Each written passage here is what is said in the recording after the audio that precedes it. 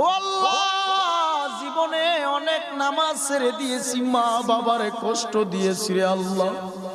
ও আল্লাহ, তোমার রসুলের সুন্নতের মালা গলায় লাগাইতে পারলাম না রে আল্লাহ। তওবা করে নিলাম আজকে আলেমুল আমাদেরকে সাক্ষী রাখিয়া।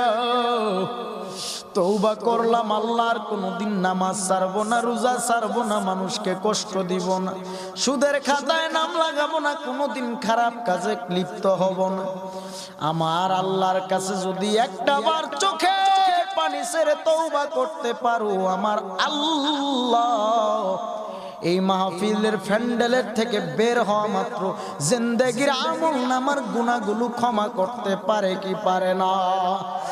বলেন রহমান তিনি কে, রহিম তিনি কে, রাজ্জাক তিনি কে, জব্বারু তিনি কে,